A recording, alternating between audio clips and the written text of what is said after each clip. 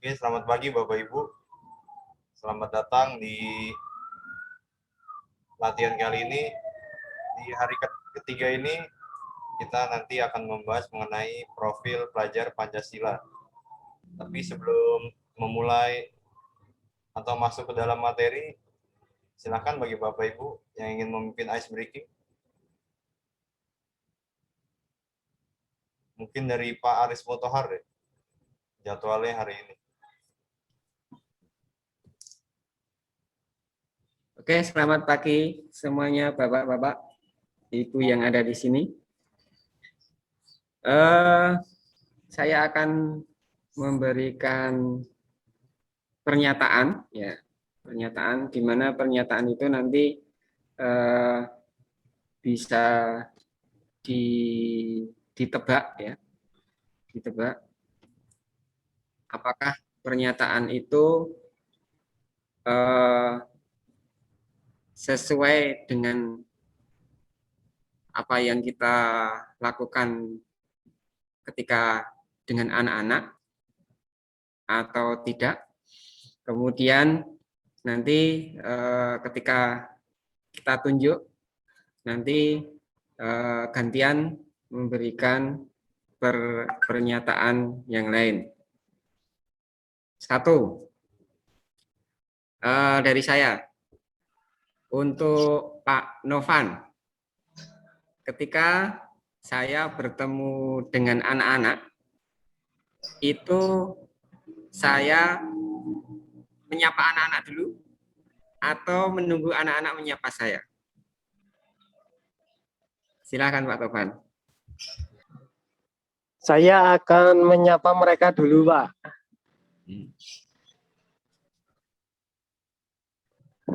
Oke, alasannya, Pak? Alasannya sebagai contoh untuk mereka agar bisa menghargai orang. Oke, terima kasih. Ini biasanya kalau di anak-anak muda itu hal-hal yang agak sensitif itu. Misalnya ketika Anda dengan pacar Anda, kemudian mantannya melihat apa yang Anda lakukan, apa, B, apa, kayak gitu. Nanti jadi rame, Pak. Tapi saya tadi, ya saya nggak biasa, apa ya, sulit saya untuk bisa apa jenaka itu. Jadi saya agak-agak formal tadi. Jadi udah ya Pak Aris ya? Ya, boleh silakan. Ya. Dan lanjut ke materi aja Pak ya. Hari ini kita akan memahami ya mengenai profil pelajar Pancasila. Setelah sebelumnya Bapak Ibu saya berikan kesempatan untuk asinkron di LMS membaca mengenai profil pelajar Pancasila. Mungkin sekarang saya akan memaparkan sedikit mengenai profil pelajar Pancasila. Nah, ini kita mulai aja dengan pertanyaannya, apakah kita perlu membahas pendidikan profil Pancasila? Kalau perlu, mengapa? Coba saya pengen dengar penjelasan dari Pak Budiono mungkin. Silakan Pak Budiono.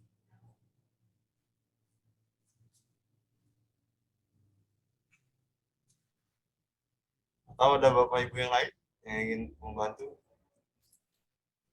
Saya, Pak. Oh, oke, siap, Pak Aris.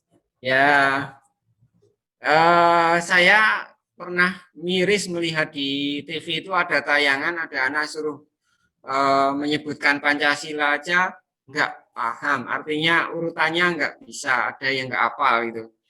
Nah, ini menjadi apa ya, awalan bahwa memang di generasi anak-anak sekarang itu banyak yang belum paham, karena tahu aja ada yang belum hafal apalagi paham kan gitu. Maka di pendidikan ini memang perlu sekali profil Pancasila itu dibangkitkan kembali agar supaya kebudayaan kita, budaya Pancasila yang memang sudah teruji sangat baik ini jangan sampai tergerogoti. Itu Pak dari saya, Pak.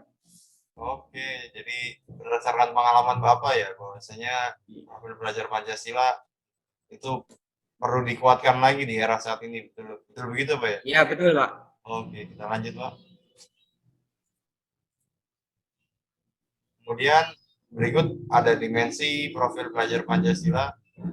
Jadi dimensi di sini ada 6 ya Bapak Ibu.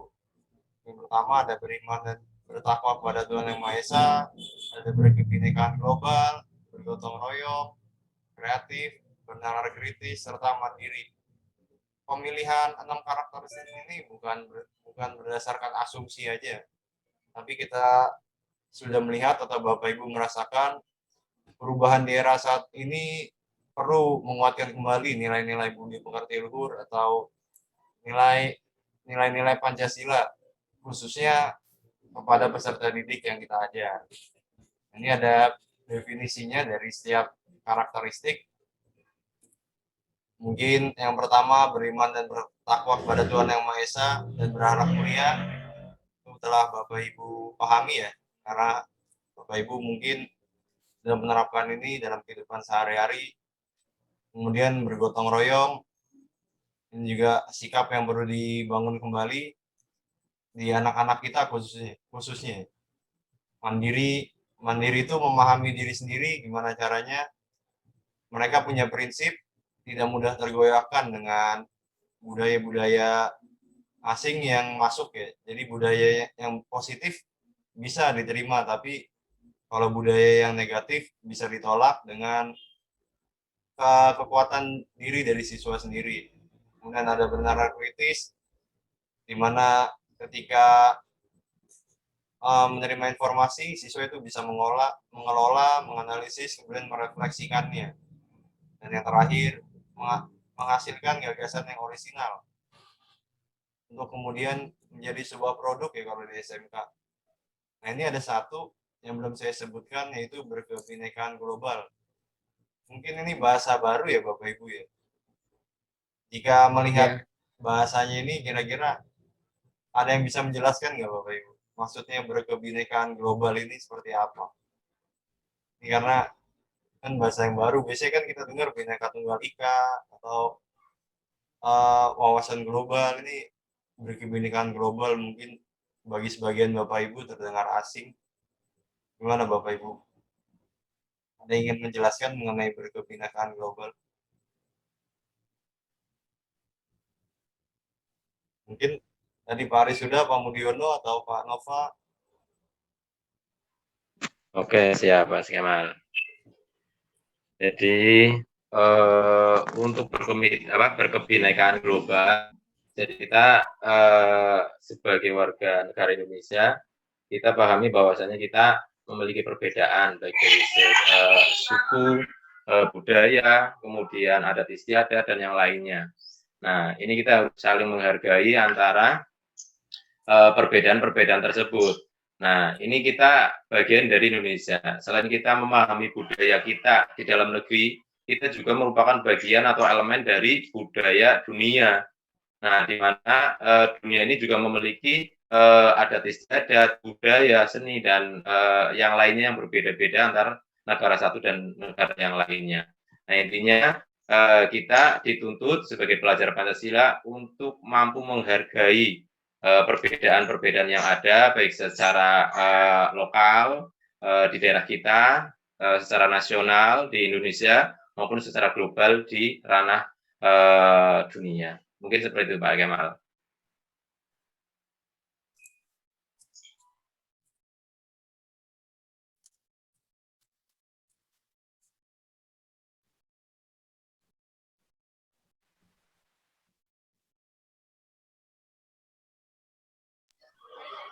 Mohon maaf Pak Kemal, mic-nya. Oke, terima kasih Pak Mudiono jawabannya.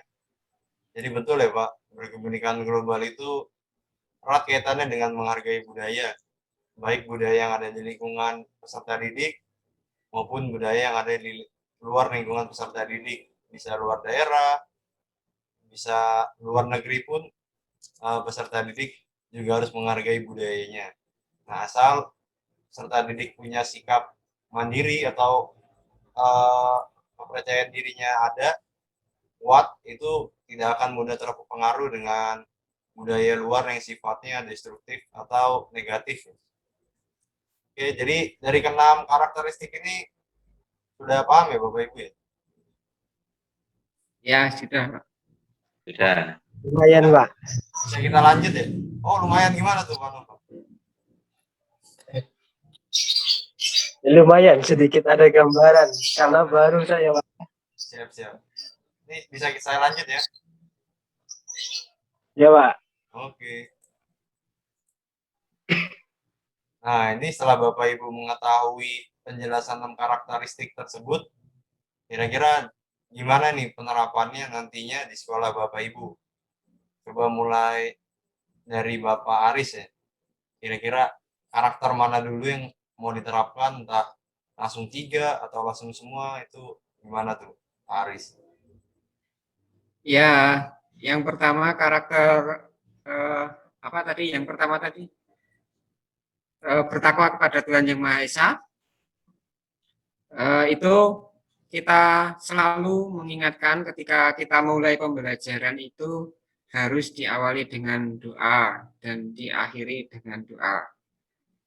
Sehingga mereka dengan keyakinan mereka, saya yakin hati mereka akan lunak dan bahagia sehingga mereka punya budi pekerti yang akan lebih baik. Itu Pak, Oke, salah Pak. satu penerapannya. Mungkin saya tambahkan ya, Pak.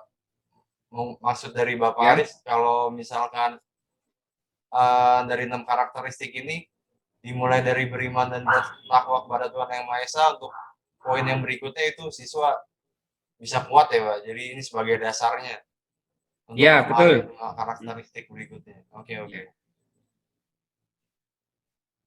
Selanjutnya nih ada penerapan profil pelajar Pancasila di sekolah. Bapak Ibu nantinya di sekolah bisa menerapkan melalui intrakurikuler, kemudian proyek, ekstrakurikuler, kemudian budaya sekolah.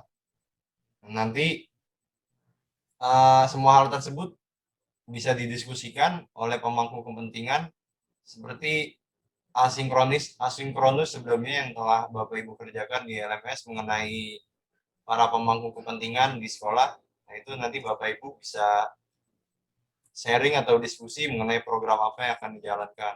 Programnya bisa program yang lama namun masih baik pencapaiannya, ataupun membuat program baru yang mencerminkan profil pelajar Pancasila. Nah, ini ada pertanyaan tematik terakhir nih, sebelum kita menutup materi. Ini dari sisi guru, menurut Bapak Ibu, apa saja yang perlu disiapkan untuk menerapkan proyek profil pelajar Pancasila? Ini jawabannya ada, tapi lagi saya umpetin. Kira-kira direfleksikan dengan pengalaman Bapak Ibu, ini seperti apa ya?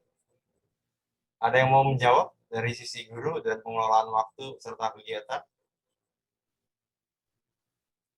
Ini materinya ada di asinkronus di portal LMS.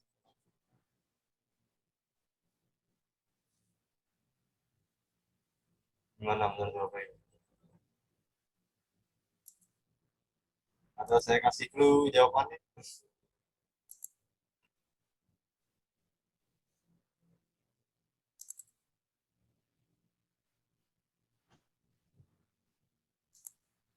Setelah Bapak Ibu kemarin melakukan eksplorasi konsep, kira-kira apa saja yang perlu dipersiapkan? Ini kenapa saya tampilkan? Karena agar penjelasannya itu sesuai dengan pengalaman Bapak Ibu nih, atau apa yang telah dijalani Bapak Ibu selama di sekolah. Jadi lebih natural ya, sifatnya bukan mengetahui dengan membaca, tapi membaca kemudian memahami. Silakan. Saya Pak, Oh, Pak saya Aris. Pak. Iya, silakan Pak. Untuk pengelolaan mungkin bisa kita menyiapkan sistem perencanaan pembelajarannya sampai hingga penilaian atau asesmen, gitu Pak. Oke. Boleh dilanjut Pak Aris, yang guru mungkin. Yang guru mungkin pengaturan alokasi jam ngajar guru yang tetap sama Pak. Oke, kita cek ya Pak. Jadi betul Pak Aris, dan terima kasih juga atas jawabannya. Jadi guru ini dalam menerapkan penguatan profil pelajar Pancasila ini itu perlu mapping ya, jam pelajaran di sekolah, kemudian berkolaborasi dengan guru. Jadi antara guru mapel yang satu dengan guru yang lainnya itu saling berkolaborasi menentukan arah ke depannya ini gimana implementasinya. Kemudian menyiapkan perencanaan. Jadi rencananya setelah ngobrol gitu atau berkolaborasi, nanti outputnya itu dokumentasi berupa dokumen, kemudian ada juga mengenai pendapat dari masyarakat, komunitas, itu bisa dengan menggunakan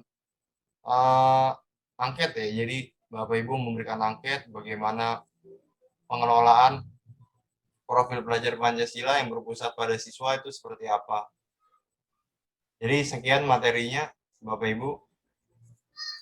Nanti Bapak Ibu bisa cek di portal LMS, ada pertanyaan refleksi mengenai apa yang sudah Bapak Ibu pahami dan apa yang akan Bapak Ibu jalankan di sekolah dalam penerapan profil pelajar Pancasila.